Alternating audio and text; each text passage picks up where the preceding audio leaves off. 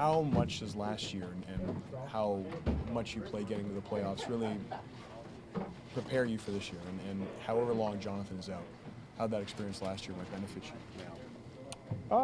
Good. I mean, for most of the time, except when I've been hurt. I mean, I've been playing a lot of games. So, this is definitely a situation where you're comfortable with, and so hopefully, we can get a win here tomorrow and keep moving up in the standings. You don't wish an injury on any teammate, but has this been the kind of opportunity you hope for, particularly at this kind of time of year? Not like this, no.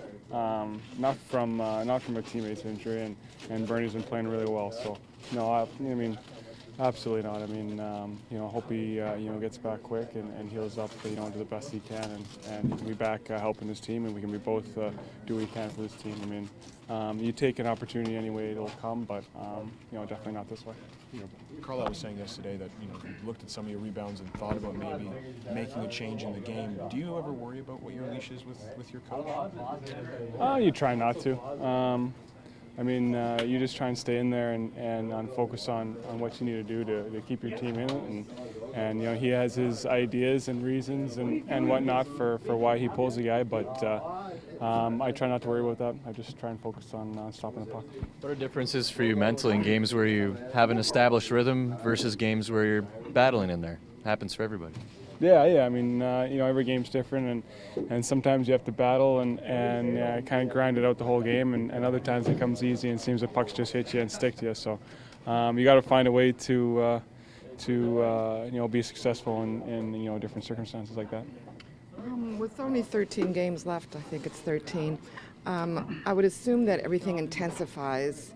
Would you agree with that? And if that's the case, then how much can you use that playoff experience that you had last year to prepare you mentally for where you're going to be at? Yeah, no, I mean, when it gets down to it here, like, 25 games and under, I mean, that's, some of the games get really exciting. They kind of mean more, and every point matters, for lack of a better word. But, it's the fun times. I mean, you draw on the different pressure situations you've been on, in your career, whether it's the playoffs or pretty much all last year seemed like a sprint too. So, you kind of think back to that and how you were and how you dealt with it, and you use it, in this situation. But you've been in this situation, and Bernier hasn't, obviously, right? So do you use that to your advantage, knowing, if you play well enough, this team relied on you going to the playoffs before, and you could shore up the #1 job. If you play well enough, do you have that mentality? Yeah, I mean, you always want to play as many games as possible, but #1 job. I mean, you always want to be technically a #1, but really it's only it's only a status or whatnot. You want to be there for your team when they need you, whether it's every night or every other night or once every 10 days. And so, right now, I'm just focused on winning the game tomorrow, and